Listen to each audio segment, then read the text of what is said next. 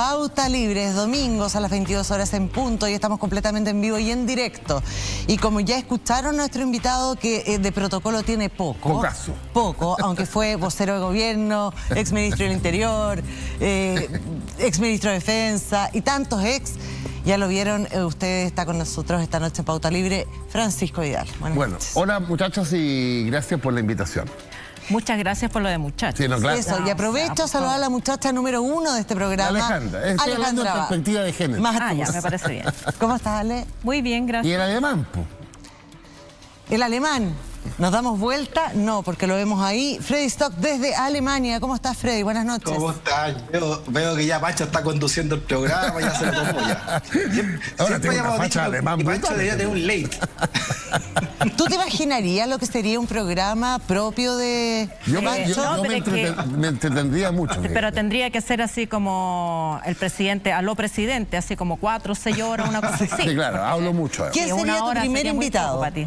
¿A quién te gustaría entrevistar por El sobre todas las presidente cosas? Boric. ¿Y qué le preguntaría, lo primero? Lo que pasa es que a mí me pasa con el presidente lo siguiente. Le tengo una confianza enorme. Se demostró el miércoles. Un talento, una fase... Mira, lo que más me gusta es que es un hombre culto. Partamos por ahí. Alguien que lee. Lee algo que yo no leo, él lee poesía. Pero me consta que lee mucha historia, como profe de historia yo. Además tengo entendido que fue ayudante de la Sol Serrano o de la Sofía Correa en la Escuela de Derecho en la asignatura de Historia de Chile. Bueno, pero siempre anda recomendando Pancho, libros. pero ya que entramos en materia, ¿qué te parece el discurso de Boric con perspectiva histórica? Porque... Yo creo que hacía mucha falta el discurso del presidente porque le da a las fuerzas transformadoras un horizonte estratégico. Y para decirlo en castellano, sociedad justa y más libre. Eso era fundamental. Hoy día se ha demostrado en la encuesta Cadem, que salió hace un par de horas, el presidente subió 8 puntos, quedó en 44 de aprobación y 47 de desaprobación. Porque el problema que tiene el gobierno, y esto es para otro tema, pero es que entre el 11 de marzo y ayer había perdido entre 25 y 35 puntos de aprobación. Ahora, el problema que tiene la política chilena es estar analizando la política según la encuesta del domingo de la CADEM, me parece a mí. Porque las encuestas tienen muchos problemas metodológicos. ¿Por qué no se habla, por qué no se hace análisis político sin tener que sacar el comodín de la encuesta como si fuera un dato preciso, objetivo de la realidad, que no es? No es ni radiografía. Pero Alejandra, mira, lo que sucede es cuando 5, 6, 7 encuestas te dan la misma dirección. Claro, 5, 7... Por lo menos a mí que yo me declaro de gobierno, gobernista, sí. No me son indiferentes. Sí. Y creo que al presidente y al gobierno no le deben ser indiferentes. No le son. Te quiero decir lo siguiente, además, yo de estadístico 0, pero me tocó durante casi 4 años, 2 años y medio con el presidente Lagos y 1 año y medio con la presidenta Bachelet como ministro secretario general de gobierno, es el que tiene el presupuesto para las encuestas. Y en consecuencia yo hacía encuestas cada 5 minutos y aprendí mucho. Aprendí mucho de las distorsiones eventuales. Pero se han equivocado bastante, sobre todo en las últimas elecciones. Y tampoco las encuestas son... tienen dueños las encuestas también. Sí, claro, y tienen intereses. Tienen intereses, claro. Entonces, oye, hay una tema es que... Eso es que le quería preguntar a Freddy, que no solamente quería hacer el punto Kraus de que ustedes, bueno, en el tiempo que te tocó gobernar, la encuesta CEP se hacía, ¿qué? ¿Cada 3 meses? Y era como la encuesta y... 2 veces al año. Ya, 2 veces al año. 6 meses. Y ahora tenemos esta encuestopatía de tener la encuesta semanal. Y hay encuestas cada 3 días. Es como nosotros con el People Meter. Ya, pero déjame preguntarle a Freddy. Déjame preguntarle a Freddy que quiere hablar hace rato. Freddy. No, lo que pasa es que entre todas las desregulación que hay en este país, donde todo se dejó a la selva, ¿no? Bajo el concepto de una falsa libertad, las encuestas están en una selva. No sabemos la metodología que emplean, no se autorregulan entre ellas de la mejor manera, como lo hacen en otras democracias. No sabemos cómo se financian, la claridad de que hay financiamiento detrás. De repente sale una encuesta para levantar un candidato, porque las encuestas producen un efecto que se llama el efecto bola de nieve. Son termómetros que producen fiebre. Entonces, una encuesta que está semana a semana siendo bombeada por medios afines a los dueños de esa encuesta, te va creando una realidad que finalmente logra instalar. Entonces, dentro de la regulación que se necesita, o al menos la autorregulación, sería bueno que estas empresas encuestadoras, que están agrupadas en una entidad, pero no están todas, y no tienen una mirada ética más fuerte sobre el trabajo de aquellas, levantaran sus propias metodologías y levantarán también sus propias auditorías, y los medios serios publicarán solamente aquellas encuestas donde funcionan precisamente esa auditoría, como ocurre en otras democracias, ¿no? Para que no tengamos que estar todos hablando esa parte. Es una vergüenza metodológica para gente que sabe de la materia, ¿no? Pero a mí me gustaría entrar en materia, Freddy, Ale, Pancho, porque los invito a hablar precisamente de esto. ¿A ti te gustó este recuento, pero más que recuento, anuncio en esta cuenta pública? Y quiero entrar en materia específica porque hay temas... Sí, contiénete, porque hay temas que han provocado mucha polémica, y en este minuto es portada de MOL, por ejemplo, el tema de la tenencia de armas, de tolerancia cero con el porte de armas. Sí. ¿Qué te parece a ti? Creo, perdona, que estáis poniendo los bueyes delante de la carreta, porque primero me gustaría saber tu análisis sobre el discurso, más allá de... Y después vamos desmenuzando. Lo vi en detalle porque estaba en un canal donde tenía que comentarlo. Largo. No le puedo creer. Largo. Yo lo hubiera achicado un poquito más. 2 horas y algo fue. Pero creo que en la primera parte, que es la que a mí más me conmovió, que es el sentido de la política y del poder de las fuerzas transformadoras. El relato, además, que se hace cargo de la historia. Los países se construyen escalón tras escalón. De repente nos sacamos la cresta, la dictadura. Pero se reconstruye. Y creo que es muy importante en el liderazgo del presidente, porque él pertenece a una fuerza que en su origen, y en parte hoy día, se quiso establecer sobre la base de, comillas, liquidar a la centroizquierda. O reemplazarla. Reemplazarla, ¿ya? Y fíjate que en paralelo, por casualidad, le estaba leyendo un libro de Pablo Iglesias, pero del 2014, cuando ellos irrumpieron, y me sirvió mucho para entender ciertos códigos, ¿no? Y hoy día leía a Íñigo Errejón en el Mercurio, que es un gran dirigente, ahora no está en Podemos, más España, más Madrid, creo una fuerza propia.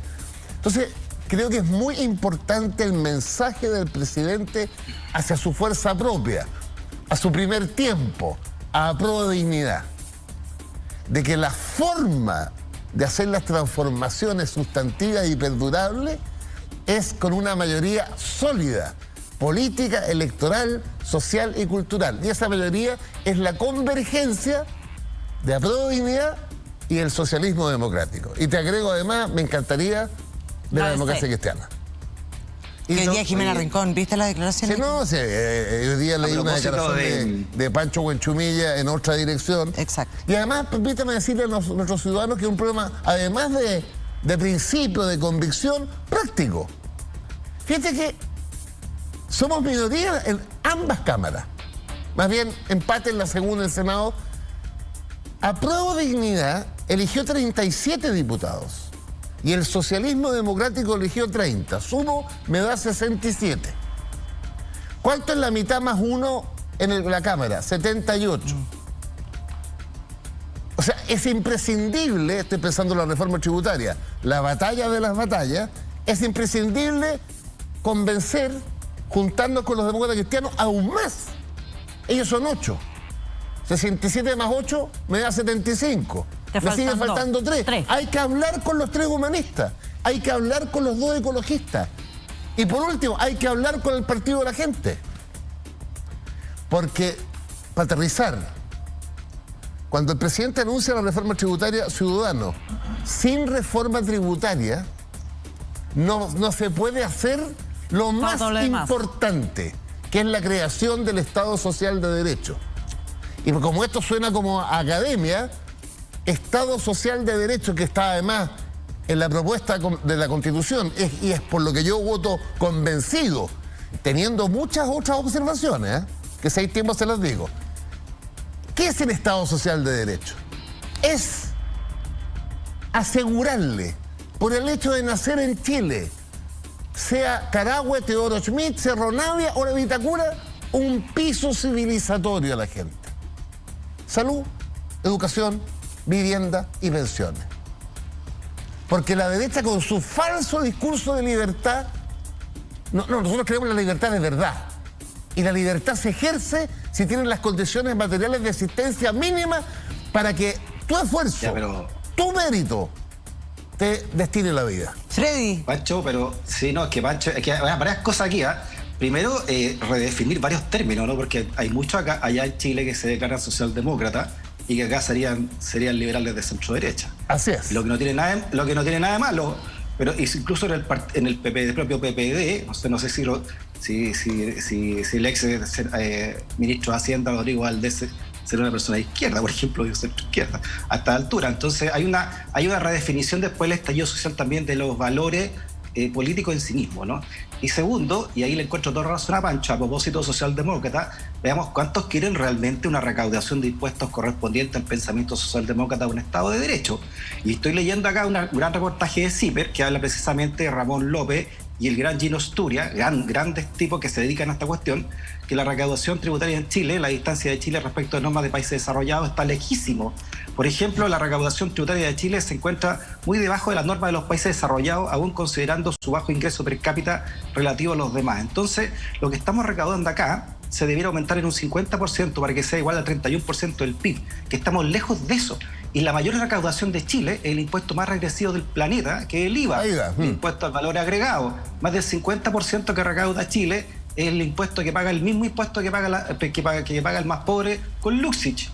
Entonces, si realmente no queremos entender esa cuestión, y aquí cuando Pancho dice la derecha, yo aquí hago un punto y no sé a qué llaman la derecha, porque acá hay varias personas dentro de la democracia cristiana o de la exconcertación que torpedearon harto a la presidenta Bachelet cuando quiso hacer la reforma tributaria, que era muy por lejano incluso a lo que se necesita en un país social de derecho, ¿no? A ver, pero constatemos lo tuyo de esta manera. La presión tributaria sobre el producto, que es el indicador, con la reforma última de Bachelet, está como entre el 20 y el 21, la presión sobre el producto. En Europa el promedio es 34. En Chile, los economistas dicen algunos, no, pero réstale la seguridad social. Ya, si le concedo, le resto la seguridad social en Europa, me quedan 25, estamos a 4 puntos. Todavía. Segundo, las diferencias al interior de la estructura tributaria. Esto se lo aprendí a Nicolás Aguirre, que yo le pregunto mucho. Fíjate que en Chile, el aporte del impuesto a la renta, el directo a los ingresos, es el 1,5% del producto. En Europa, el aporte del impuesto a la renta es 8,5%.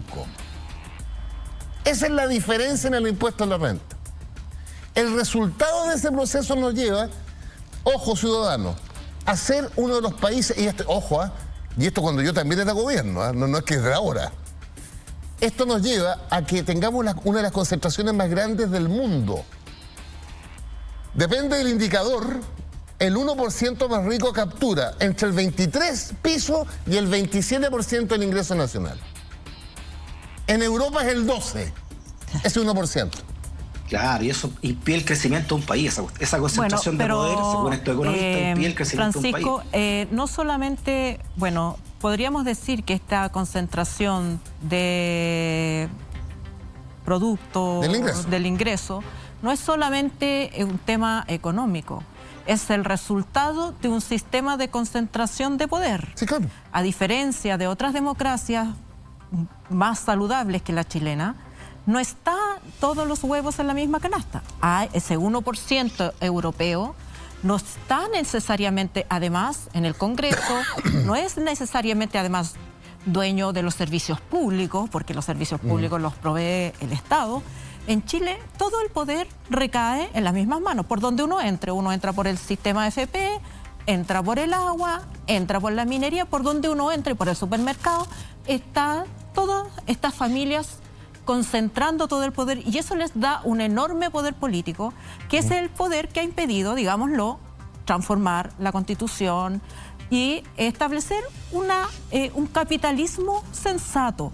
Porque digamos que todas estas medidas no conducen al socialismo, yo creo que el objetivo de este gobierno que yo comparto, y también de la concertación en parte, que yo fui 8 años ahí en La Moneda, yo no miro para el techo, asumo las virtudes que tuvimos y también los errores que cometimos. Pero un dato, vuelvo a Pablo Iglesias, que me llamó mucho la atención, escúchenme. Pablo Iglesias le reclama el 2014 al gobierno de la época y a la clase política de la época que es impresentable que España tenga un Gini de 0,34. Nuestro Gini hoy día, en el mejor de los casos, llegó en los últimos 25 años a 0,46, 47. Estamos hablando del índice de desigualdad. Claro, donde 0 es plena igualdad y 1 es plena desigualdad. Ese es el indicador mundial. Sí. Además, te agrego que ese Gini que tenemos en Chile, que fluctúa desde 0,56 con Pinochet a 0,47, 44, ahí 0,46, 47, tiene un problema, que se hace sobre la base de la encuesta CACEN. Y resulta que la encuesta CACEN, que es una gran encuesta, el ABC1 subdeclara.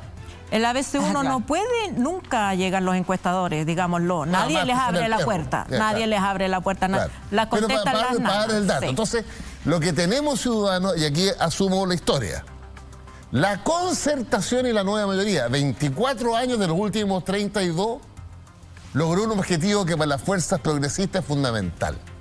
Fundamental, esencial. La derecha y Pinochet dejó, ciudadano que me está escuchando, al 68% de los chilenos bajo la línea de la pobreza el 11 de marzo de 1990. Los datos decían 38,8, pero si quiero medirlo como se mide hoy día, eso era 68%. Los 24 años de concertación más nueva mayoría redujeron eso, antes de la pandemia, a un 8%. ¿Tú sabes que eso es inédito en América Latina? Esa es la gran presentación. Y es el gran problema. Y el gran problema, porque esa masa de una desigualdad enorme. Por eso, pero déjame terminar. Porque lo sacaste de la... El 60% que sale de la pobreza, ¿para dónde se fue? A una clase media muy vulnerable. Segundo dato... O sea, salió de la línea de pobreza, pero está ahí, en el barrio. Y siempre quedaba ahí. La privatización de la empresa. Entonces, lo que sucede es que... ese es el mérito. Ahora, para eso hubo un segundo elemento. El crecimiento de la economía chilena promedio anual entre el 90 y el 2015 tuvo cerca del 5%, 4,8%. La dictadura cívico-militar de derecha, que la gente habla del milagro económico, sí, hay que leer más. El crecimiento promedio anual de la dictadura cívico-militar de derecha fue 2,9 promedio anual. Sí, ya lo sabemos. ¿Ya? ¿Cuál es el gran problema del físico de Freddy? El gran problema es que no atacamos con la misma fuerza la desigualdad. No ese es el problema, Francisco. El problema es que no redistribuiste el poder. Bueno, y obviamente que si las personas que están en el poder son las que tienen estos intereses económicos, por supuesto que van a favorecer sus intereses. Obvio. Entonces no es una cuestión de que ustedes, la concertación, no le dimos. No nos den nada. Denle poder a la gente. Denle poder a la gente. Y el problema es que lo que yo veo ahora es que están todos en este discurso paternalista, asistencialista. Le vamos a dar esto, le vamos a dar esto. Vamos a llevar agua a la Araucanía. Bueno, ¿y en qué momento le devuelven el poder a la gente para tomar sus propias decisiones? Bueno, el poder de la gente es democracia del voto. Sí, pues. Y nosotros ganamos todas las elecciones, salvo la de Frey del 2009. Con un sistema electoral... Todas las elecciones. Sí, claro. Sistema binominal. Con un sistema binominal, po. Déjame decirte algo que yo he visto acá que demuestra la concentración pornográfica del poder que hay en Chile. Ya. En Chile hay 365 comunas más o menos, una más, una menos. 345, ¿no? Freddy. Ya, 350 redondeamos. Bueno, y la cuestión es que esas 350, seamos rigurosos. De esas 345, 50 comunas que hay en Chile, el poder económico, social y político se concentra en 3. Así es. 3 comunas. Manejan todo Chile 3 comunas. Súmale la mitad de otras, pero son 3 comunas puntualmente que, curiosamente, son las que votaron por el rechazo. Las 3 del rechazo. Para hacer una nueva constitución. Más Colchane, ¿te acuerdas? Ya, entonces lo grande que hace esta constitución, y lo hablaremos más allá, y por eso creo yo que está tan jodida la élite, y cuando digo élite no hago solamente la atención de la gente de la derecha, es que ese poder se va a repartir a lo largo de Chile. Porque ese es el gran problema, y lo dice ahí también la Alejandra. La concentración de este país ya no aguanta más. Un país que está tan concentrado el dinero en tan poco, es imposible que siga creciendo. Porque ahí hay otra mentira de cierto sector que dice aquí lo que es importante es crecer y no cobrar impuestos. Cuando van las dos cosas completamente de la mano, porque si no ahorras plata, ¿cómo va a seguir creciendo el país a los niveles que uno quiere o a los niveles que nos acerquen mucho más a ese grupo OCDE que tanto nos gusta compararnos, ¿no? Pero Freddy, es necesario que... Carola, Alejandra, mira, a propósito de los municipios que yo fui 3 años subdere. Pero te lo iba a decir, digamos, ¿qué sabe el número? Sí, exacto. Ustedes deben saber, ciudadanos y ciudadanas. Yo digo ciudadanos claro, que nos preocupamos mucho del quien es ministro del Interior. Nunca miramos al subdere. El poder está en gran parte en el subdere. Bueno, yo estuve 3 años con el presidente Lago, que me colocó ahí está el poder. Para decirle a Freddy, si tú pescas las 345 comunas de Chile y no le metes un fondo solidario, 200 no existirían. Entonces, Freddy, hicimos Rey de Rentas 1, Freddy. No, hice una hora. A mí me tocó Rentas 1 y Rentas 2. Entonces les explico fácil a los ciudadanos. Por cada 100 pesos que recibía Lavín, hoy día Daniela Peñalosa, en contribuciones, que es el principal ingreso de los municipios. Imagínate en las contribuciones. El Estado le saca 65 pesos de cada 100 pesos y los lleva al Fondo Común Municipal. Por cada Mercedes-Benz que coloca su matrícula en Vitacura, el Estado le dice: usted quédese con 37,5 y venga el 62,5. Por cada patente comercial en Lo Barnechea, ellos se quedan con el 40 y aportan, perdón, el 35 y aportan el 65. Esa cuestión es un chilito porque no es la distribución que necesita el país y la concentración de la riqueza sigue ya, pero a ti siempre te falta algo, hombre, déjame explicarle los avances.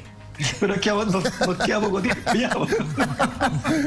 Entonces lo que quiero decirle, Freddy, de verdad, que tú puedes, a partir de una estructura que es estructuralmente injusta, que viene de la colonia, y que en los 200 años siempre es la costra que tenemos, tienes que avanzar.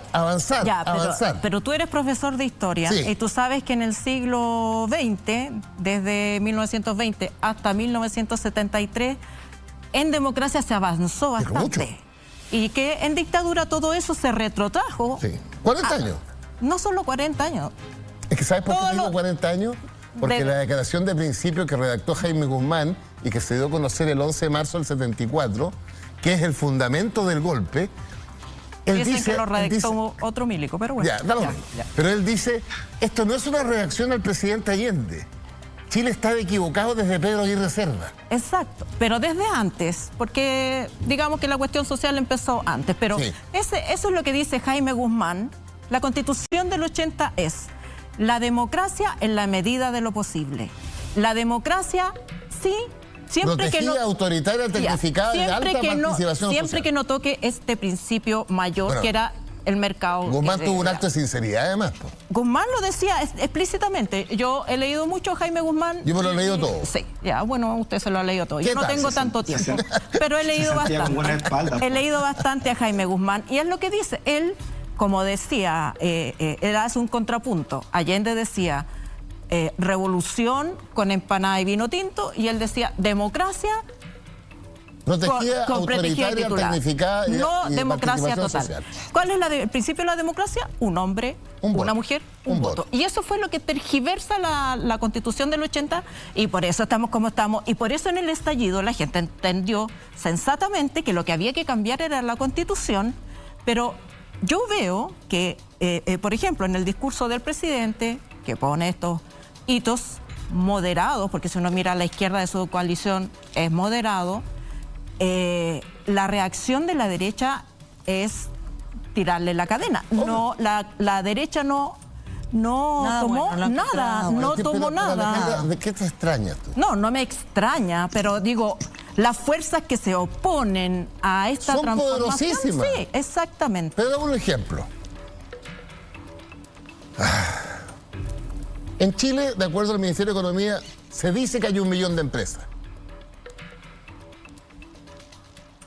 La gran empresa, que está definida como aquella que vende más de 100.000 UF al año, son como 15.000 sobre el millón. Pero ese grupo contrata a la mitad de los trabajadores formales en Chile. Formales. ¿Es cuento esto de que la pyme tiene el 70%? No, señor. Ahí está el Observatorio Laboral del Ministerio del Trabajo. Pero los formales. Los formales. Pero el 60 o 70% de los chilenos son formales, no tiene formalidad. De los formales, o sea, la gran empresa tiene la mitad de los un pedacito. Ya. ¿Y tú sabes cuánto factura la gran empresa en Chile? El 80% de todo lo que se vende en Chile. Ese es el poder económico concentrado. Por eso que una vez me di el gusto de escuchar una cuenta de, ¿cómo se llamaba este hombre, presidente de la SOFOFA, con la presidenta Bachelet, el primero, de apellido alemán? Fue Mühlenbrock, que estaba alegando contra la reforma laboral que venía. Y él dijo, nosotros, la SOFOFA, 4.000 socios, 4.000, y producimos el 30% del producto. Entonces, cuando tú llegas a ese nivel de concentración, es muy difícil reformarlo. Son dueños del país y de la política. Hay mucho poder, pues. Sí, pues. Mucho. Y de los medios de comunicación, ojo, son los que van creando la realidad. Usted sabe que yo tengo una columna en el Mercurio, soy como el negrito Harvard. Cada 15 días escribo una columna, y el Mercurio no me ha censurado nunca, ¿no? No, pero quiero darles un dato. Hoy día el Mercurio, en el cuerpo de reportaje, tiene una entrevista a 10... ¿Página? No, a 10 personas conocidas. Hoy día. Sí, pues. Mucha polémica y ha sido trending topic en Twitter también. Oye, pero ¿qué pasa si gana el rechazo? Los 10 están por el rechazo. Sí. Pero, ¿y qué te he puesto que son todos hombres? No. Metieron a una mujer. Había 4 mujeres y 6 hombres. Metieron una cuota ahí. Bueno, pero vamos al tema de fondo. El tema de fondo que ustedes me preguntaron al inicio. La gracia, el mérito del presidente Boric es haber dado la conducción estratégica cuando estábamos bien amarrados, y seguimos amarrados, en lo que en mi opinión es la causa de la pérdida de aprobación.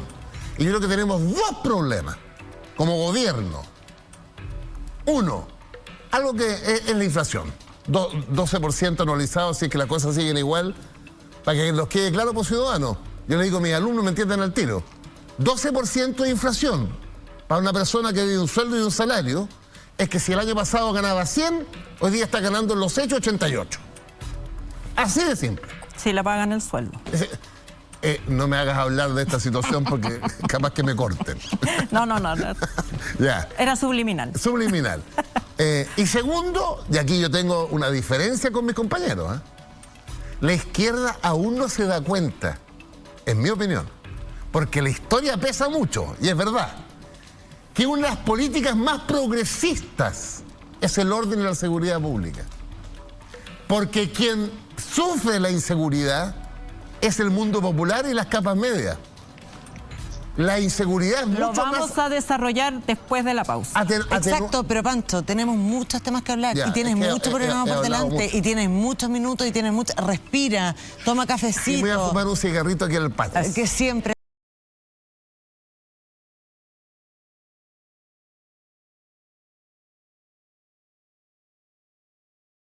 La gente le gustó mucho lo de Makes. No, como le gustó mucho, Pancho. Ya, gobiérnese, estamos de vuelta aquí en Pauta. Estamos completamente en vivo y en directo. Seguimos junto a Francisco Vidal. Y ahora vamos a utilizar tu parte, exministro de Defensa. Ok. Porque nos vamos a meter en el tema de la Armada. Sí, pero íbamos a terminar, perdona. Es que íbamos pero a terminar espérate un poquito, Ale, porque seguridad. vamos a seguir hablando de seguridad. Esto lo vamos a meter todos juntos, así que tranquila, porque vamos a seguir con eso. El 31 de mayo, la PDI llegó a la base naval de Talcahuano a detener a dos funcionarios, cabo primero Ricardo Seguel, teniente segundo Luis Videla, a detenerlos. Les costó mucho detenerlos, durante 23 horas. O sea, digamos, no es que les costó, hubo un desacato de la oficialidad. Tengo entendido que la Marina quería entregárselo directo al fiscal. No me cuente nada, porque tenemos entendidas muchas cosas. Vamos a ver una nota y volvemos a conversar. Hizo algo que ningún cristiano puede hacer. No puede hacer. El 31 de mayo del 2022, agentes de la PDI arribaron a la base naval de Talcahuano para detener a dos funcionarios de la Armada de Chile por el asesinato del joven comunero mapuche Jordan Yempi Machacán. El 3 de noviembre del 2021, durante el estado de excepción en la macrozona sur, el joven mapuche de 23 años falleció tras recibir un impacto de bala mientras estaba en su casa en la comuna de Cañete, región del Biobío. La Fiscalía solicitó esta semana una orden de detención para el teniente segundo Luis Videla y para el cabo primero Ricardo Seguel, ambos de la Armada, como imputados en calidad de autores del homicidio de Yempi. La PDI asegura que demoraron 23 horas desde emitida la orden de captura en detener a los funcionarios debido a que la Armada no quiso entregarlos, alegando que era la Policía Naval quien debía hacerse cargo del procedimiento porque la Fuerza de Orden Civil no tenía competencia al interior de la base. Las versiones oficiales apuntan al almirante Jorge Parga como el responsable de la demora en la entrega de los imputados, además de haber estado a cargo del operativo en que falleció el joven Yempi.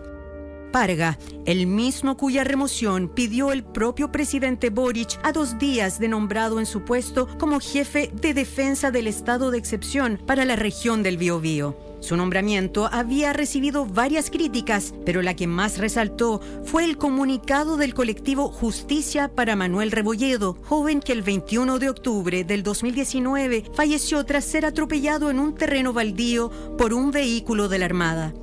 En la misiva, el colectivo escribió respecto a Parga: no tuvo reparos en emitir comunicado público en el que manifestó su apoyo a Leonardo Medina, asesino de nuestro hijo Manuel Rebolledo. Esto, pocos días antes del juicio oral en el que Medina fue condenado a una pena de solo 540 días de firma mensual.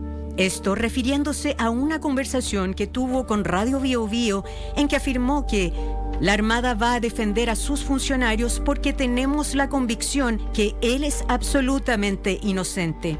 Parga se refería al infante de Marina Leonardo Medina, quien fue condenado a finales de noviembre del 2021 como autor de cuasi delito de homicidio. Tras la carta del colectivo, el presidente Gabriel Boric echó pie atrás en el nombramiento del almirante Jorge Parga. Hace solo 3 años, las muertes de Manuel Rebolledo, Alex Núñez, Romario Veloz y Cristian Valdebenito, entre otros, en el marco del estallido social, nos obligaron a una tarea muy dura, de que en nuestro país hay ocasiones en que protestar se termina pagando con la vida. Y eso no lo podemos seguir permitiendo. Verdad, justicia, memoria, reparación y no repetición son nuestros compromisos como gobierno.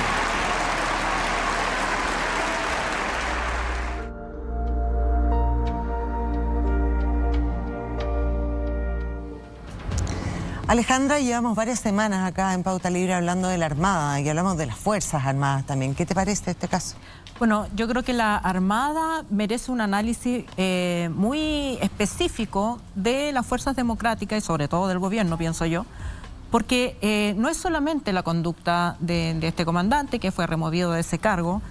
Recordemos que hace 2 programas Mónica González comentó esta versión que sacó el comandante en jefe de la Armada respecto de que estaba en peligro el Estado de Derecho, una Sí.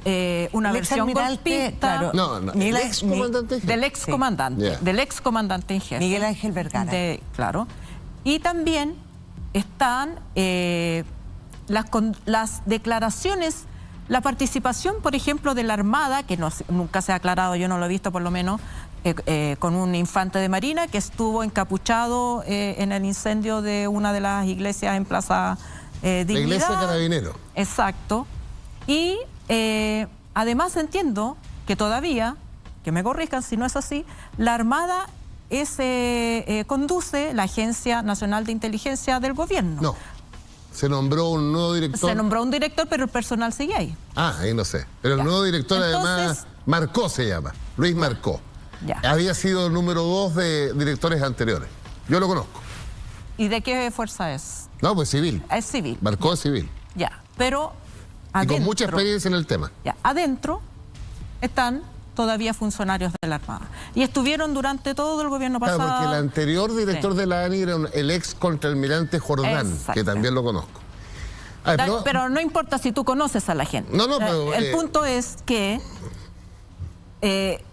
la Armada, además, sabemos, históricamente, es la Fuerza Armada que organizó el golpe. Sabemos que Pinochet se sumó al último. Entonces, hay ahí un espíritu, un cierto tufillo golpista, antidemocrático, que se trasluce en estas conductas. Lo que hizo el señor Parga me recuerda a mí cuando Contreras se atrincheró en el hospital naval, nuevamente la Armada, 1995, para no entregarse a la policía. Pero vamos viendo punto por punto. Yo creo que el almirante Vergara cometió un error en ese discurso que todo el mundo supo, pero felicito al comandante en jefe de la masa actual, que se demoró 15 minutos en decir que la Armada de Chile hoy no comparte las declaraciones del almirante Vergara. 2, le pidió disculpas públicas al presidente a partir del 21 de mayo. Segundo, en el tema de Manuel Rebolledo, la justicia funcionó y fue condenado... A 541 días. Bueno, pero ahí... Mira, lo que pasa es que es un tema de justicia. Yo tengo un principio, Ale. Ya. Si no nos ponemos de acuerdo en que hay un poder autónomo, el poder judicial e investigativo de la Fiscalía, no nos podemos entender. No, es que hay, pero también uno puede ver las discrepancias. Hay discrepancias, sin duda. Cuando se refiere a la vida de una persona. Pero en el caso de la muerte de Manuel Rebolledo, la justicia funcionó y el infante de Marina que conducía el camión, creo que es por cuasi delito de homicidio. Sí. En el caso de los infantes de Marina en la macrozona sur, está funcionando la justicia civil, no la justicia militar. Sí. Y claro... Ellos querían justicia naval. Bueno, pero para estos efectos funciona la justicia civil. Y lo que tú tienes ahí son 2 versiones. Entonces, ¿dónde deposito mi confianza yo? Ya, pero ¿qué es lo que hay dentro tengo que depositar la confianza en la justicia. Porque si no, ¿cómo? Pancho, la pregunta de fondo es qué es lo que pasa en esa rama, además clasista, como son todas estas ramas que no todos los chilenos y chilenas pueden entrar, sino que cada vez son hijos de, amigos de... Esto y además si sigue la estatua de Merino ahí puesta en una de las dependencias también de la Armada. ¿Qué se ha hecho? Y el argumento es que está dentro de un recinto militar. Sí, no, pero ¿qué argumento es ese? Porque es un golpista. Bueno, pero a ver, es que yo necesitaría como una hora y media para ir al fondo de este tema, porque creo... No, pero se puede hacer fácilmente en 3 minutos. ¿Cuál es el fondo del tema? El fondo del tema es que tú tienes... Los 17 años de la dictadura marcaron a fuego a las Fuerzas Armadas y Carabineros, desde el punto de vista ideológico incluso. Y todo lo que ha hecho la democracia desde el 90 hasta hoy día es ir transformando eso en lo que debe ser las Fuerzas Armadas en una república. Y lo voy a decir muy fácil. Profesionales, jerarquizadas, obedientes, no deliberantes y dependientes del poder civil.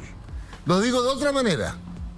En democracia, la civilidad, los ciudadanos, le entregan a las Fuerzas Armadas ni más ni menos que el monopolio de las armas. Si todo eso se sabe. Y en la historia de Chile, las armas han definido muchas veces el destino del país, desde el IRCAI en 1830. con una condición. Con una condición. El uso de esas armas lo determina no el poder militar, sino que el poder democráticamente electo. Ya. Esa es la clave. Pero cuando no se necesitan usar las armas, usas el dinero. Y bueno, hemos visto que nuestras Fuerzas Armadas más o menos que se han mandado bien solitas porque los recursos los han tomado como cosa propia. Y también consideran como cosa propia los cuarteles, los recintos. Estamos hablando de esto, de que la estatua de Merino está dentro de un recinto de la Armada, como si fuera un territorio que sin Estado, claro, ahí no entra el gobierno de Chile, no entra el Estado. Cuando yo no me niego, perdón, cuando yo me niego a entregar, se demoraron 23 horas, cuando yo me niego a entregar a 2 personas requeridas por la justicia en un recinto armado. Perdón, pero eso no es... ¿En qué época estamos viviendo? ¿De qué estamos hablando? Déjame mirado desde la historia. Mira, a mí no me gustó en lo personal esa tramitación. Creo que le hace mal a la Armada el que haya querido, en lo que yo leí, no he hablado con nadie, pasar a disposición del fiscal a los 2 infantes de marina vía policía marítima, que no corresponde. Pero estamos hablando de 23 horas, ¿no es cierto? Sí, pero eso lo informó la PDI, es oficial. ¿Ustedes saben cuánto se demoró en que metiéramos preso a Manuel Contreras? Sí. 6 meses. 6 meses. ¿Se acuerdan que Manuel Contreras, con su suéter celeste, dijo aquí no entran? En el Fundo Fresia. ¿Se acuerdan cuando se metió al regimiento de infantería número 12 Sangra? ¿Se acuerdan cuando decía Freddy recordaba cuando venía en el helicóptero a Santiago, se enfermó y terminó no sé cuánto tiempo? Pero tú dices, Pancho, que hemos evolucionado. ¿Qué es lo que quiero decir? Que la historia es muy importante, entonces de lo que se trata es ir avanzando, avanzando, avanzando. Yo se los decía, quiero decirles a ustedes, a todo, en mi año de ministro de Defensa, a las academias de guerra, a las escuelas militares y a las escuelas de suboficiales, nunca más en Chile un ejército que para la mitad de la población es un ejército de ocupación y para la otra mitad es un ejército de liberación. Nunca más. Y la única forma que nunca más es que las Fuerzas Armadas sean el patrimonio de todos los chilenos. Ahora, eso hay que construirlo, dado lo que significaron la dictadura. Mitad y mitad también es una... No, es una aproximación. Sí, pero también es lo que pasa un poco con el estado de excepción. Cuando los navales y cuando los militares están en estado de excepción, por ejemplo, ahora en la macrozona sur, es que me haya abierto un tema. Entonces, cuando uno dice cuidado con los estados de excepción y que tienen que ser de excepción, es porque tú estás colocando en coordinación con la fuerza pública tradicional, Carabineros y la PDI, a una dotación que no está para dirigir el tránsito. Entonces, vamos a ese punto que es el punto de la seguridad. Es muy importante acotarlo bien. Yo soy partidario del estado de excepción. Esta cosa de acotado no me lo entiendo nunca. Porque cuando son estados de excepción. Sí, pero la excepción, entiendo yo, que no se refiere a que es algo excepcional, sino que excepción, porque en esa no rige claro, los derechos democráticos. Esa es la excepción. Sí, no, es que lo que pasa es que el estado de excepción tiene algunos elementos, el desplazamiento. Sí, se restringe. ¿Puedo pasar algo a la próxima convención que de las cosas que yo no estoy de acuerdo? Que me lo pusieron en bandeja. Sí. ¿Ustedes saben que cometió un error la convención al eliminar el estado de emergencia? Quiero explicarle a los ciudadanos. En Chile hoy día hay 4 estados. El de asamblea es la guerra. El de sitio es conmoción grave interior. El de catástrofe, terremoto, maremoto. El de emergencia es para las cosas que estamos viendo. Si tú eliminas el estado de emergencia, un futuro gobierno en la situación actual tendría que declarar estado de sitio, que es mucho más inhibidor de las libertades públicas. ¿Me entiendes? Menos democrático. Ahora, mi voto apruebo es incondicional por el Estado Social de Derecho. Oye, pero reconozco algunos errores. Te fuiste por otro tema, Pancho, te saltaste otro tema y dejaste abierto un tremendo boquerón al defender la Armada. ¿Cuánto hay que esperar entonces para no tener más estatuas de golpistas? ¿Por qué tenemos que permitirle a la Armada que levante estatuas de golpistas en terrenos públicos? ¿Cuánto más hay que esperar? Hemos avanzado y pones a Contreras como ejemplo. Tiene un punto, yo creo que la Armada haría un gesto hacia la sociedad dado que genera ese conflicto... ¿Pero qué gesto? Si hay que obligarlo, si son parte, si el poder civil son los jefes de ellos. Tú sabes, Freddy, estoy demasiado gradualista hoy día, pero como cacho el tema, tú sabes que las fuerzas submarinas tienen un buque madre. Técnicamente. Ese buque madre se llamaba Almirante Perino. Dejó de existir el buque madre. ¿Te fijas, Freddy? Madre, ya, pero por aquí la gradualidad de decirle, saquen a un golpista, entonces hay que seguir esperando, porque mientras seguimos esperando, se siguen produciendo estos hechos, que son parte de la impunidad de un sentido que ellos creen que tienen sobre la democracia, ¿no? El tema de fondo es si realmente podemos confiar en que una fuerza armada, como la Armada, va a comportarse democráticamente en alguna crisis política. No hay alternativa, pues, Alejandra, porque el día de mañana... Pero es que se dan estos recreitos cada está bien. cada cierto lo que te quiero decir, ¿por qué a mí no me gustó el discurso del exalmirante Vergara, ex jefe? Porque era como volver a la Guerra Fría. Amenazas. El enemigo a mí no interno. me gustó, tú no me retís, pero como por la vida mía tuve la oportunidad de conocer al almirante Vergara. Lo nombró el presidente Lagos comandante en jefe. Era la cuarta antigüedad de los 5, eligió el cuarto el presidente Lagos, porque esa era la atribución en ese minuto. Pero cuando yo lo escuchaba... Y cuando yo lo escuchaba y hablaba del enemigo interno, me retrotrajo a la Guerra Fría, a la doctrina de seguridad nacional. O cuando dice, y preparémonos para abordaje, ¿de qué abordaje estamos hablando? Pero si lo dijo Piñera hace 2 años, que ¿para qué países tan atrás? Cuando es lo que estábamos en guerra con un enemigo. Ya bueno. No, pero, a ver, yo tengo... Para cerrar este tema por mi lado, yo tengo confianza en que en la medida que avancen los tiempos, en algún minuto, sociológicamente, las Fuerzas Armadas tienen que convencerse que no pueden estar vinculadas a un sector político ideológico, sino que tienen que ser patrimonio del conjunto de la sociedad. Claro, pero para eso también hay que intervenir cómo se forman, cómo se seleccionan y todo eso. Así es.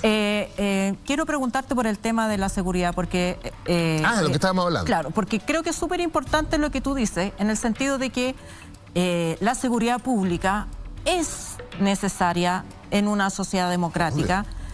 Y profundamente progresista. Y lo dice el premio Nobel Amartya Sen, creador del Gini, que también es un factor de libertad. Yo no soy libre o no puedo ejercer mi libertad si salgo a la calle con miedo. Con miedo, obvio.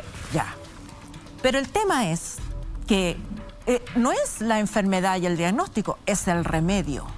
Porque cuando tú, bien dices, generas estados excepcionales aquí, o la intervención que lleva no sé cuánto tiempo años en la legua emergencia, más de 10. Más de 10. Más de 10. No se termina nunca. Entonces, en esos sectores tú estás diciendo, bueno, aquí no funciona el Estado de Derecho. Aquí no hay derecho a presunción de inocencia, a un juicio justo. Como la justicia no funciona, no es capaz de desbaratar a organizaciones criminales, bueno, entonces nos metemos todos en un cerco con militares y policías. En Estados Unidos acaba de entrar un chiquillo de 17 años, mató a 19 niños y ya... Eso no son las armas. Está la escoba, todo, pero ahí no se dictó estado de emergencia. Imagínate que pasara eso aquí. Pucha, estado sitio. Porque no confiamos, no hay una policía capaz de investigar lo que pasa, hay una policía capaz de investigar cómo, dónde obtuvo las armas, de llevar a la justicia a quien corresponde y no meter a toda la población. Pero acá hay una crisis de confianza completa, Ale, porque tú dices, no, la gente no confía en las Fuerzas Armadas y en Carabineros por todo lo que ha pasado, por el desfalco, por los abusos de poder, por los comentarios del examinante Vergara y que siguió, pero tampoco confía en la justicia. No, pero es que la justicia, la confianza se gana. Si tú no puedes, si tú no identificas, y yo no he visto que haya sucedido, por lo menos en los últimos 10 años, recientemente sí están anunciando algunos resultados, se desbarató una banda de trata de personas en el norte, bien, pero si tú no eres capaz de desbaratar, de saber esas milicias que están en la región de la Araucanía o del Biobío. ¿Quiénes son? ¿Cuántas armas tienen? ¿Quién los comanda? ¿Cómo se financia? El robo de madera. El robo de madera. ¿A quién se lo vende? Cuando se habla, está el narcotráfico. ¿Dónde están los datos? ¿Por dónde entra el narcotráfico? ¿Quién compra la droga? ¿Cómo se surte? Entonces, ¿qué hace? Ya, encerremos a todos con Milico y Paco. No resuelves el problema. Yo creo que en el orden de los temas, creo que es fundamental que este gobierno y la izquierda en general se convenza.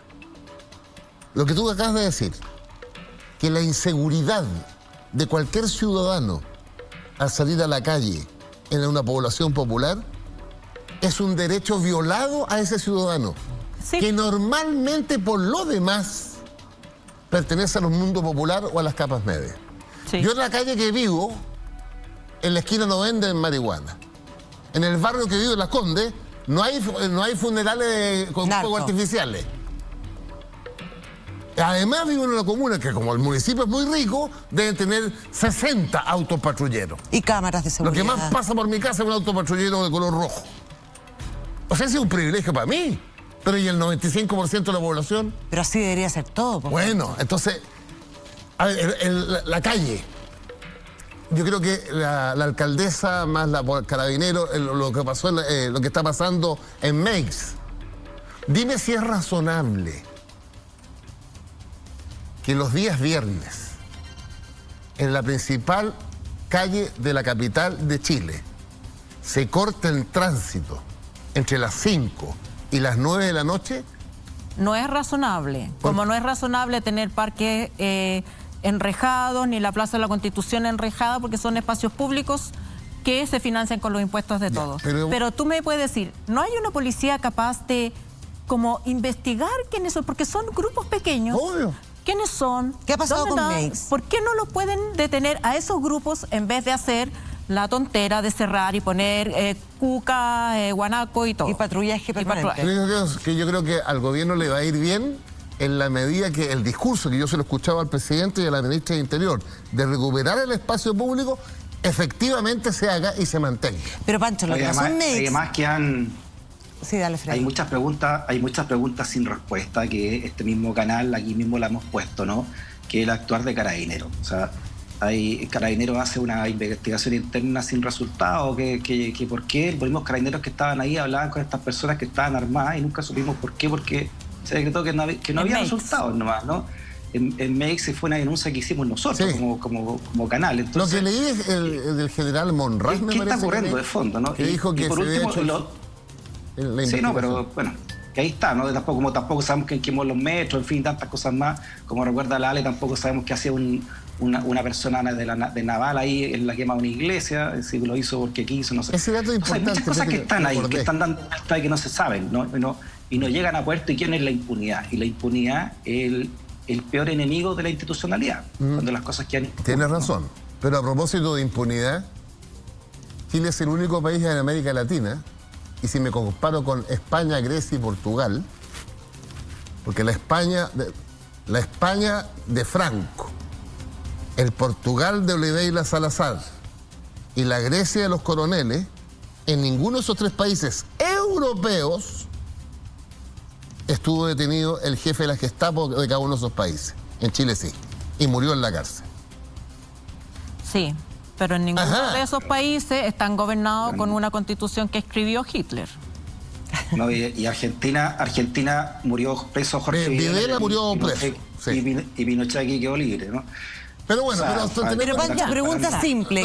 ¿Qué se hace con el tema de seguridad? Porque tú dices el tema más importante que dio en la cuenta pública también el presidente Gabriel Boric. Lo que tiene que hacer el gobierno... En Meix, durante todo el mes de mayo, porque el asesinato de nuestra compañera periodista Francisca Sandoval fue el 1 de mayo, van policías durante todo el día, ven esto, ven lo otro, y qué sé yo, y se ha regularizado en alguna medida el barrio Meix. Pero ¿hay la capacidad de hacer en todos los barrios lo mismo? En La Pintana, en el fondo en Castillo, vaya la gente para otro lado. Son las señales concretas frente a la opinión pública. Por ejemplo, otro día se hizo un allanamiento en el Cerro 18. 70 detenidos, droga y armas. No es que todo el Cerro 18 sea drogadicto, ni mucho menos, están enquistados. Bueno, a ver, uno conversa mucho desde la política, ¿no? Con muchos alcaldes y alcaldesas que son tus compañeros de partido, y lo que además te dicen es el problema de la seguridad en el mundo popular. Por supuesto, Lejos. pero si la cantidad de delitos, la mayor cantidad de delitos se cometen en el sector popular. Y te quiero decir lo siguiente a propósito. Eso es así. Que por eso es que es tan difícil la situación de Carabineros. Yo en mi experiencia que recordábamos de la Subdere, tuve el privilegio las anoté, de visitar 246 comunas. Freddy, me faltaron 100. 99 para ser Hasta te faltaron. ¿Ya? Y quiero decirle lo siguiente. Como la gente del alcalde, la alcaldesa, el concejal cachaban que aquí llega el hombre del billete, con las asambleas de vecinos. Ahí está el poder. Siempre la ambulancia, pero te diría que el 99% de ese mundo, mientras más chico, más popular y más rural, más carabineros, más cucas, más motos. Eso pedían. O eso... Y Carabineros y la PDI, cuidado, antes de las crisis, eran las dos instituciones más confiables de Chile. Sí, pues, pero se echaron la plata al bolsillo los jefes y cayeron. Bueno, pero obvio, como cayeron todos. Pero por supuesto, pero Como tenía que cayeron caer. ¿Cómo vas a confiar si los recursos, los gastos reservados, que son para hacer inteligencia policial, terminan pagando la piscina y la casa en Lo Barnechea?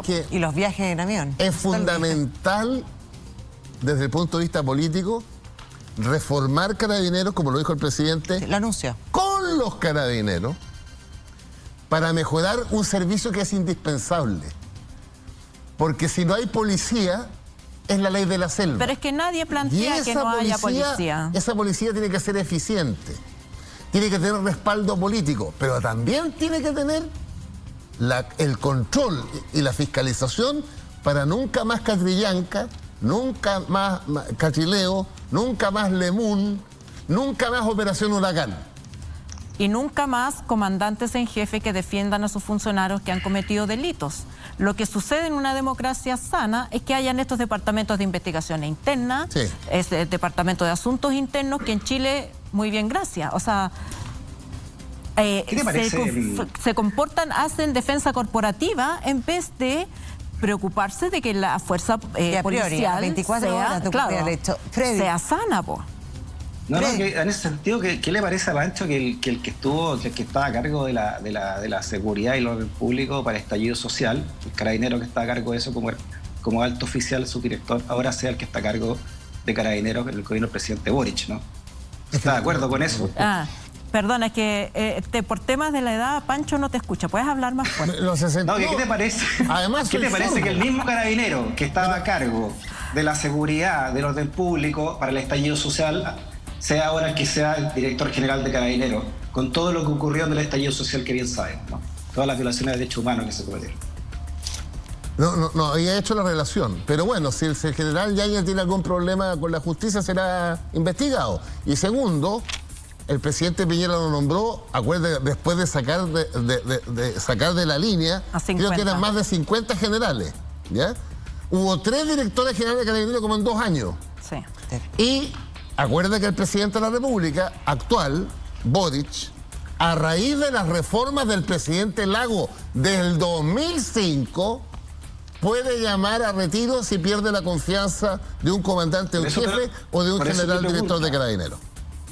Allá me pregunto, pues, Pancho, ¿qué te parece que siga ahí en el cargo? Bueno, el presidente tiene que evaluar, pues. Obvio, si tiene la atribución. Tengo la impresión, además, que está trabajando bien Carabineros con la ministra del Interior hoy día, por lo que le he leído a la ministra del Interior. Pero bueno, ¿qué es lo que importa? Vuelvo al tema, para mí fue fundamental. Despejémonos el tema de que el orden público... A ver, no se lo regalo a la derecha, para decirlo de otra manera. No le regalo el orden público a que sea una bandera de la derecha.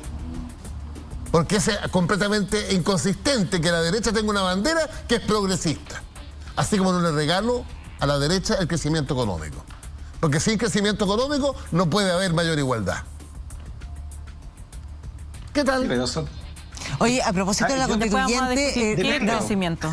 Tengo depende de cómo definir los términos. Pero ¿es cierto o no es cierto que, bueno, su presidente Lagos, así le dice usted, mi presidente Lagos, dijo, mi constitución... Es mi constitución. Sí. Espérese, ¿es verdad que tiene su firma, obvio, Francisco pues. Vidal, en la constitución? La constitución de Lagos, o sea, ¿es culpa y Vidal. tuya? O sea, ¿y por qué no lo nombró el presidente Lagos? Momentito, ya. Lo que logramos en el 2005 es lo que, para la izquierda es clave lo que voy a decir el concepto, lo que la correlación de fuerzas permitía. Porque la derecha, el 2005, tenía una mayoría espuria en el Senado, que eran los senadores designados. Aún más, esa pega la hizo José Miguel Insulza, y como él se fue a la OEA en mayo del 2005, no pudo firmar. Este ciudadano lo reemplazó en los últimos 2 o 3 meses. ¿A quién yo tenía al frente de la negociación? Al senador Chadwick y al senador Espina. Entonces, pero esta constitución es la de Lagos o la de Pinochet. ¿Cómo la ve usted? En lo esencial sigue siendo la de Pinochet porque Jaime Guzmán estableció 5 candados. La democracia a 5. La democracia ha logrado abrir 3, pero te quedan 2 fundamentales. Los quórum, que hacen imposible la reforma con la Constitución, con esta Constitución, y si fuera poco, el Tribunal Constitucional. Y para que la gente me entienda, la presidenta Bachelet mandó una reforma laboral, ciudadano, aprobada por mayoría en el Congreso, que decía lo siguiente, a propósito de la red estos momentos. La titularidad sindical la tiene solo el sindicato. Aprobada por mayoría en el Congreso, en las 2 cámaras. ¿Qué creen que hizo la derecha? La llevó al Tribunal Constitucional y la declaró inconstitucional. La mayoría del Congreso determinó que el CERNAC tenía que tener dientes y muelas. ¿Qué dijo la derecha? Lo llevó al Tribunal Constitucional y le sacaron los dientes y las muelas. Entonces, mientras haya este Tribunal Constitucional con esas atribuciones y los quórum, sigue siendo la de Pinochet. Pero el presidente Lagos logró desmontar el candado de los senadores designados, desmontar la tutela militar a través de 2 caminos. Uno, el presidente de la República no podía pedir la renuncia a un comandante en jefe. Alejandra, ¿te acuerdas cuando el general Stange fue a La Moneda? El presidente Freire pidió la renuncia. Y antes de abandonar La Moneda se fue al lugar donde estaban los periodistas y dijo, repito, yo no renuncio, en la casa del presidente de la República. Eso lo eliminó el presidente Lagos. Y además eliminó un poder, Freddy Stock. Hasta el 2005, el Consejo de Seguridad Nacional, los comandantes en jefe podían citar al presidente de la República. Citarlo. Bastaba la firma de 2 de ellos. Y el presidente, si quería sacar a un comandante en jefe, tenía que consultarle al Consejo de Seguridad Nacional, donde estaba sentado el acusado, el que el presidente quería sacar. Por favor, si eso no es un avance. Ahora, claro, nos demoramos 15 años. Peñilillo y Bachelet se demoró 25 años en desmontar el sistema binominal. 25 años. Vamos a hablar con Pancho de Constitución. Sí, yo sé que se cansó. Y lo tenemos que despedir. Sí, además justo me cansé. Ya, justo a tiempo. O sea, dura exactamente, son las... 1 hora y cuarto dura. No dura más. Le queremos agradecer la visita de esta noche. Que no, eso fue... No. Que dura 1 hora y cuarto, porque ya son las 11:13 minutos de la noche. Pancho Vidal, muchas gracias por habernos acompañado. Te invitaremos de nuevo. Invítenme. Sí, pues hablar de Constitución, que nos quedó todo lo de la firma, que traiga la firma también. Sí, muchas gracias por estar acá. Estén muy bien, y ya lo anunció nuestro invitado.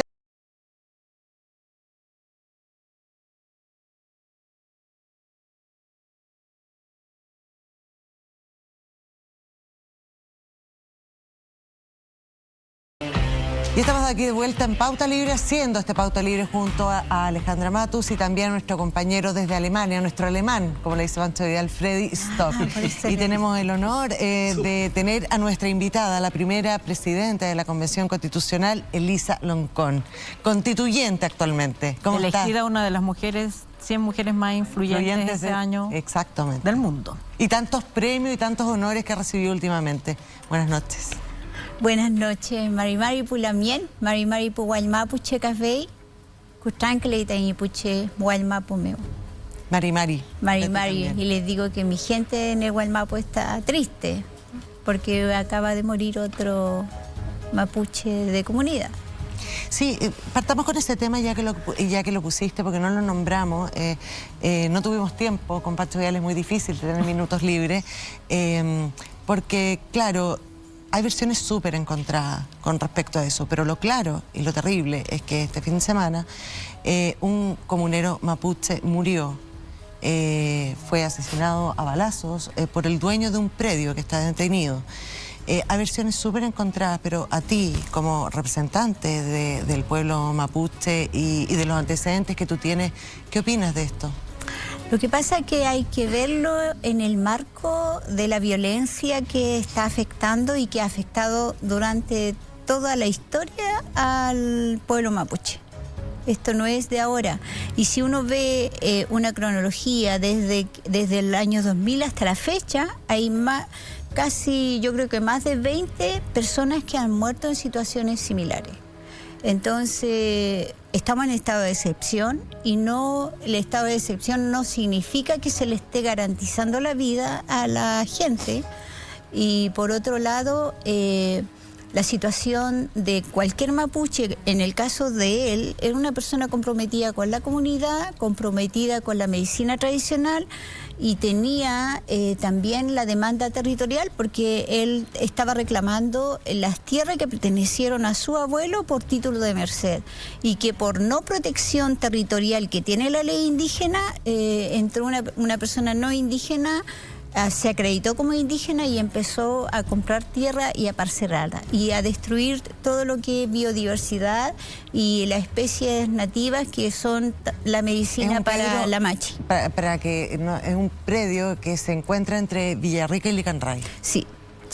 Y tiene un título de merced antiguo que es quien recibió ese título de merced fue el abuelo de Eloy, el Lamien que fue asesinado. 33 años. Tú tienes contacto con la comunidad. ¿Qué es lo que pasó, de acuerdo con las versiones que tú has escuchado? ¿Qué es lo que pasó?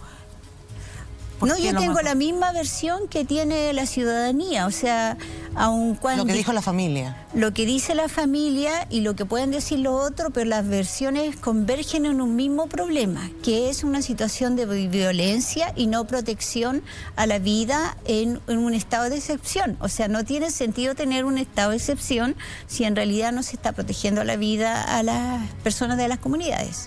Y esto también abrió otro blanco, que lo hablamos al principio, no los desarrollamos, pero con la tenencia de armas, porque ahora el presidente Boric en su cuenta pública fue uno de los temas más polémicos, esto de, se llama ley tolerancia cero con las armas, porque acá un dueño de un campo, no sabemos las circunstancias y versiones súper encontradas, porque son súper opuestas las versiones que hay. Este señor salió o estaba dentro, porque todavía no está ni claro si fue dentro del mismo predio o no, y disparó con un arma personal y propia que estaba inscrita. Sí, o sea, el tema no es que puede tener un arma inscrita, pero ¿qué le autoriza a él a disparar contra una persona mapuche? ¿Dónde está que te consiente hacer eso? Está dentro de un sistema colonial y que a veces también se exacerba desde lo que no quieren que los mapuches recuperen derechos. Y ahora sobre todo se está introduciendo un miedo al mapuche, o sea, tenerle miedo al mapuche, tenerle miedo al distinto. Entonces, pero ¿por qué se produce esto? ¿Por qué, Lisa? ¿Por qué porque hay sectores que son sectores que han tenido el privilegio de manejar la economía de este país y no están de acuerdo con que los mapuches recuperemos derechos.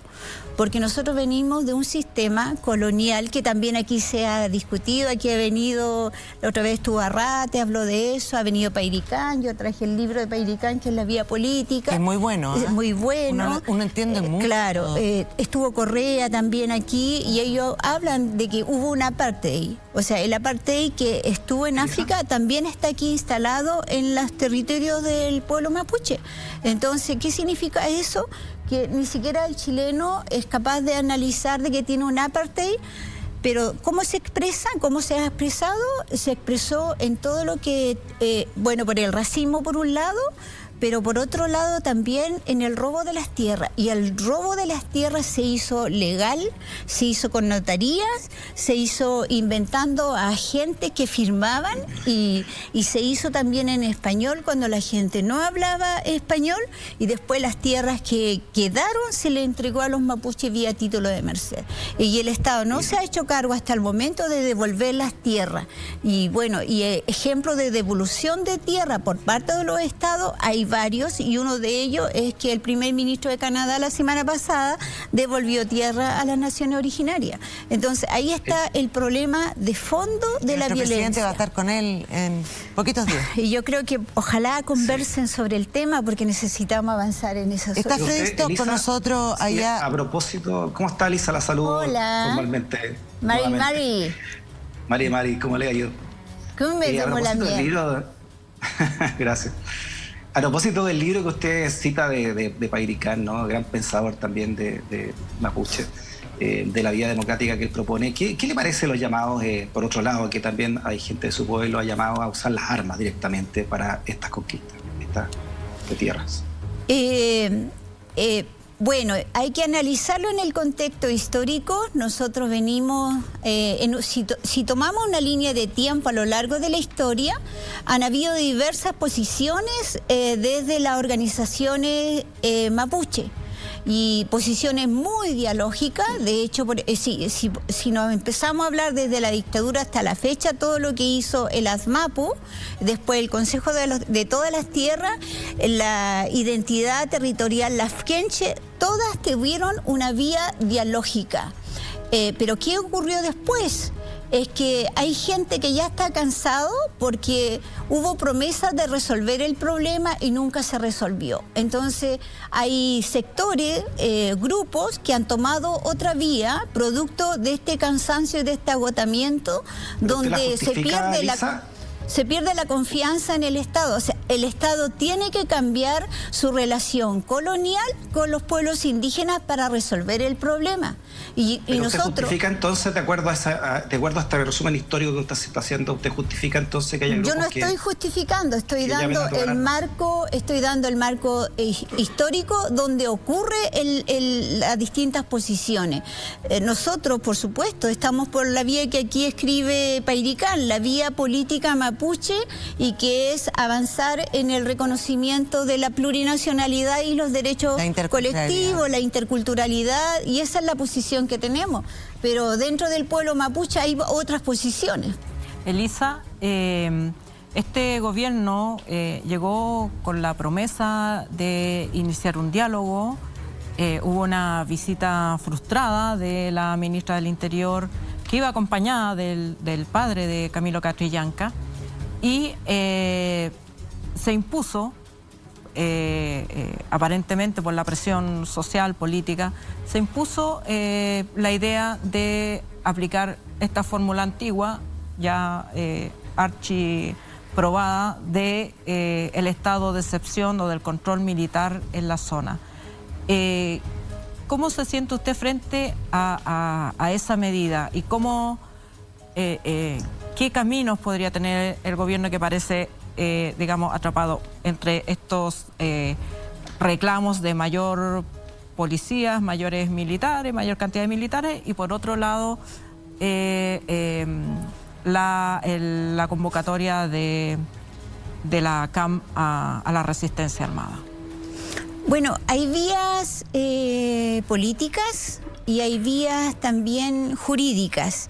El tratado a nivel de los de la legislación internacional, el artículo 27 de la Comisión de Derechos Humanos, Interamericana de Derechos Humanos, dice que en un caso de estado de excepción no se pueden vulnerar los demás derechos de las personas que están involucradas en ese espacio.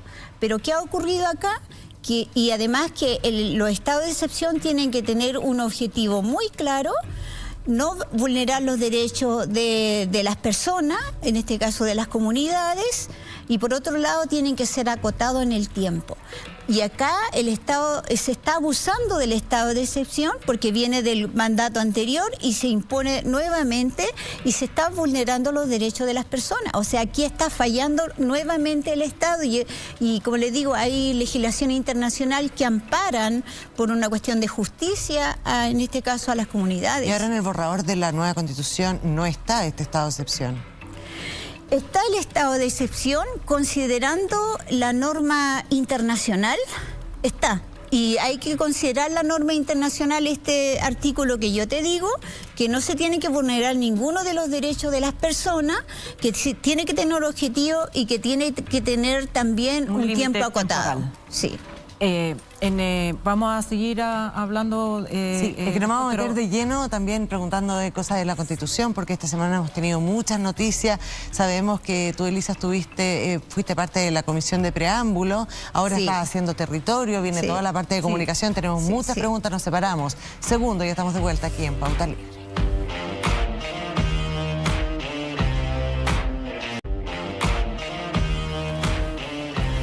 Estamos de vuelta aquí en Pauta Libre, haciendo este programa junto a Alejandra Matus, a Freddy Stock desde la Alemania, y también está con nosotros nuestra invitada estelar de la noche, Elisa Loncón. Ale, dejaste pendiente una pregunta. Sí, lo que quería saber es ¿cómo te imaginas tú o qué consejos le podrías dar a las nuevas autoridades respecto de cómo implementar el diálogo? Porque se habla mucho del diálogo, de la necesidad del diálogo, pero aparentemente no se ve que en alguna parte estén conversando. ¿Cómo se podría y con quiénes realizar el diálogo para resolver el conflicto entre el Estado de Chile y el pueblo mapuche? Lo que pasa es que aquí no es solo diálogo. Aquí hay medidas políticas, económicas, inmediatas que permiten dar la señal y el paso para hacerlo distinto. No sabemos, por ejemplo, qué está pasando con la educación intercultural bilingüe. Si los chicos están aprendiendo su idioma o no. El gobierno tendría que dar una señal respecto a la escuela, a los educadores tradicionales, pero en temas de tierra, inmediatamente la solución es iniciar el proceso para ver el catastro de las tierras. Hay antecedentes de cuántas tierras se necesita, pero la gente necesita hablar de esos temas que son parte de la solución. Y por otro lado, creo que... ¿Eso no se está haciendo? No se ha dado a conocer. Se dio a conocer de que se iban a aumentar un dinero para la compra de tierra, pero lo que está determinado por la ley indígena es demasiado limitado a un sistema como se establece con comercial. Entonces, si se coloca un monto más alto para comprar tierra, a quienes se le compra la tierra cobran más caro. Claro. Cobran más caro y la solución al final quedan las mismas. Sí, quedan iguales las personas. Entonces, Elisa, a mí me gustaría preguntarle con respecto también lo que dice la Ale, cuál es la solución de estas conversaciones que se tienen que dar, pero en el trabajo que hicieron ustedes en la convención, ¿cómo cambia el escenario para los pueblos originarios, para el pueblo mapuche, que es el suyo? ¿Cómo cambia si se aprueba esta nueva Constitución? Bueno, yo hoy día estuve en Lo Prado en una ceremonia mapuche que nos invitaron a los convencionales y en esa ceremonia dimos a conocer el borrador de la nueva Constitución y en un protocolo muy, muy espiritual, donde no solo le hablamos a la gente, sino a los espíritus de los antepasados que ahí nos acompañaban. Y la gente emocionada porque nos dijeron aquí ha sido un buen camino, pero para mantenerlo hay que mantener la convicción y hay que mantener también la espiritualidad, la fuerza para seguir abriendo nuevos caminos, porque se entendió que lo que nosotros hicimos fue abrir caminos en lugares donde no estaban abiertos esos caminos. Entonces, eso ha sido maravilloso, porque se abre una posibilidad de hacer justicia y abrir una nueva relación con la sociedad chilena, donde uno se pueda ver en el otro en igualdad de condiciones, sin privilegio, porque la derecha ha tratado, una parte de la derecha ha tratado de decir de que garantizar derechos es privilegio. Sí. Sin embargo, esto es ponernos en igualdad frente a la ley. Y en esta igualdad, nosotros, los pueblos originarios, por primera vez en la historia, hemos sido convocados a diseñar la República. Entonces, en este diseño de la República, nos encontramos con las mujeres, nos encontramos con los partidos políticos sin subordinación, sino que en una relación de igual a igual. Y esa posibilidad la instalamos, la hicimos práctica, se hizo objetiva ahí en esta relación, y esto se puede proyectar para todo Chile, porque las normas que se instalan acá no son solo para los pueblos indígenas. La plurinacionalidad no es solo para los pueblos indígenas, es para este Chile, para que se vea en sus raíces, se vea en su diversidad y se vea con fuerza, se masifique, se robustezca esta pluralidad que tiene este país, que siempre se trató de negar. Entonces, muy bonito. ¿Qué le pasa a usted cuando la gente del rechazo habla de una constitución indigenista? Yo creo que es una gran mentira, porque ellos lo hacen en función lo hacen para rechazar. Entonces, es para instalar el temor a lo indígena. No aprueben eso porque es indigenista, por lo tanto tienes que rechazar, diciendo como si lo indígena fuera malo. Sin embargo, este país tiene profundas raíces indígenas, y los nietos de esos mismos que hoy día están diciendo es indigenista, es privilegio, algún día van a poder reconocerse en las raíces de este país, en la lengua y en la cultura de este país, porque es una necesidad natural del ser humano, que si yo comparto contigo, al rato tú ya me estás entregando cosas y yo también te estoy entregando cosas. Y eso no se puede negar, solamente por un sistema político, de hegemonía política. La política se pone a maniobrar contra el otro. Pero en este caso, nosotros cuando estamos hablando de plurinacionalidad, es para reconocernos con el otro. Freddy. Sí, Lisa, yo le quiero contar que estoy muy preocupado porque, de acuerdo a entrevistas que he hecho en la semana a gente de derecha hasta la exconcertación, se está instalando la idea de estos sectores, ¿no?, de que en el fondo de la élite, que ha dominado este país en los últimos años, que puede haber un congreso. Este congreso puede, a través de un juego democrático, entre comillas, ¿no?, podría desmantelar la Constitución si se lo permiten los quórums, ¿ya? Y como hay un libro que se llama Todo Legal, que ha explicado precisamente cómo esta élite ha dado zarpazos para acomodar el sistema para su beneficio dentro de la legalidad. Lo último que vimos fue lo que pasó con el Metrogas, que todo es legal. Se está haciendo entonces esta idea de que podría un Congreso incumbente meterle mano a esta Constitución y no el Congreso que viene, que es lo que uno esperaría, porque nosotros cuando votamos una Constitución y votamos la forma en que queríamos hacer una Constitución, elegimos una asamblea constituyente, que se llamó Convención Constitucional, y no elegimos un parlamento o un sistema mixto. Por lo tanto, yo pongo aquí la luz amarilla. Aquí nadie está en contra de la democracia, aquí nadie está a favor de las constituciones que son escritas en piedra. Las constituciones tienen que irse cambiando, pero es ridículo que sea este Senado el que cambie una constitución donde precisamente habla de que se va a acabar el Senado.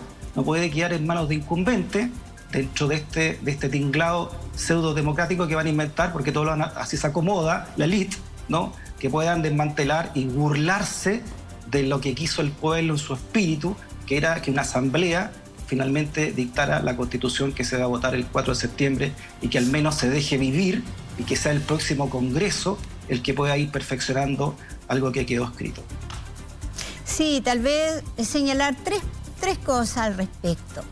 Lo primero es que nadie se puede olvidar de que lo que ocurrió en Chile, el estallido social, se debió a la profunda crisis de representatividad del Parlamento, de los partidos políticos, del sistema constituido. Hay una crisis profunda y una desconfianza. Por esa razón es que ocurrió el estallido social. Porque el Parlamento y los partidos políticos no respondieron a la ciudadanía ni a los derechos de los pueblos, sino que buscaron su propio beneficio endógeno.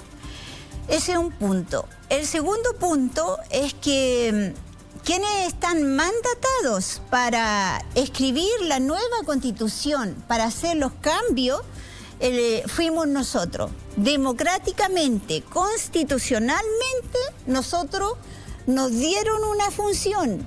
Nosotros hicimos un programa, cumplimos con el tiempo, tenemos el borrador, estamos discutiendo las transitorias, que es para pasar de la antigua Constitución a la nueva, y esa es nuestra labor. No está facultado el Parlamento, los amarillos, no hay tercera vía, nada de eso es constitucional. Que lo sepa muy bien la ciudadanía, quienes son constitucionales para hacer las transformaciones constitucionales es la Convención Constitucional.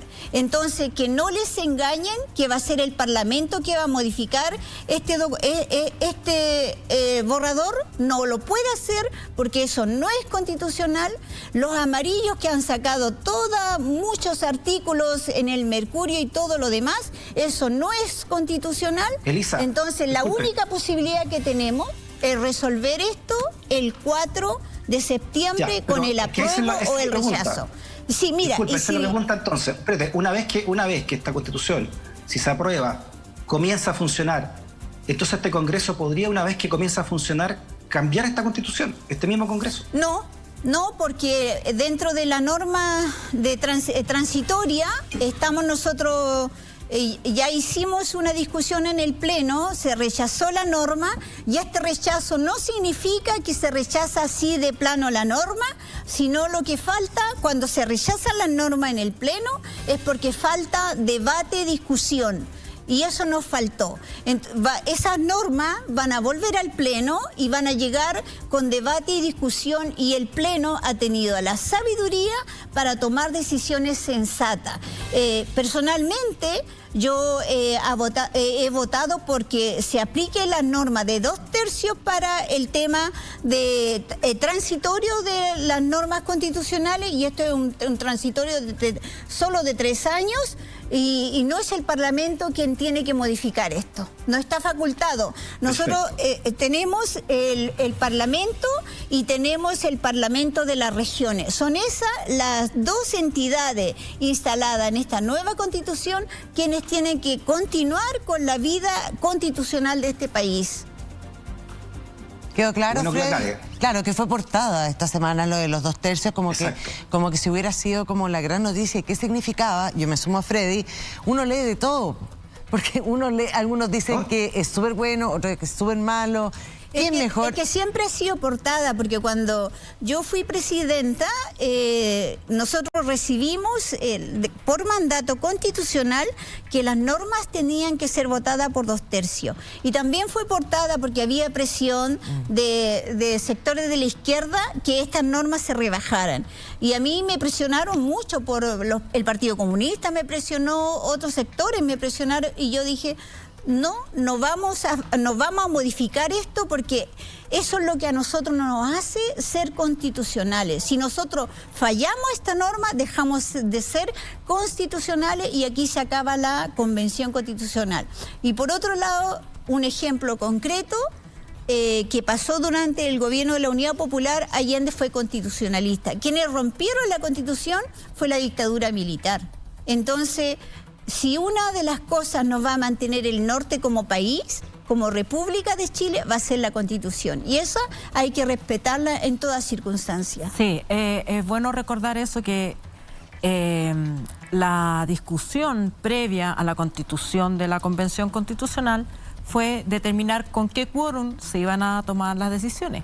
Y la postura, particularmente de partidos de la derecha, era que tenía que ser con 2/3, suponiendo que no se iban a alcanzar esos quórum o que ellos iban a alcanzar 1/3 para bloquear los acuerdos. Pero se impuso esta sensatez de que, más allá de que a quien le convenga o a quien no le convenga, 2/3 parece ser un estándar importante, porque son normas que deben regir este país por harto tiempo, y 2/3 se impuso como la norma, y muchas de las normas aprobadas en este borrador han superado incluso los 2/3. Entonces están muy legitimadas en el debate dentro de la Convención Constitucional. Entonces es extraño que ahora que el borrador está listo, ahora las mismas fuerzas que apoyaban a brazo partido este estándar de los 2/3, ahora quieran que se rebaje a 4/7 o a un quórum inferior para cambiar esta Constitución. Evidentemente que hay un esfuerzo comunicacional, que uno lo escucha en los programas, en la radio, hasta en la propaganda, de gente que dice, bueno, no se preocupen de esta Constitución porque apenas la aprueben la vamos a cambiar. Y eso de alguna manera a mí me parece de un prurito antidemocrático. Sí. Es antidemocrático, porque a mí no me gusta, a mí en particular, o a este grupo, los amarillos, o los a nosotros no nos gusta, por lo tanto la vamos a cambiar. Perdón, pero aquí se eligió. Hubo un plebiscito que se eligió como la convención, si era convención mixta o convención constitucional, por amplia mayoría, y luego el pueblo también eligió a los convencionales.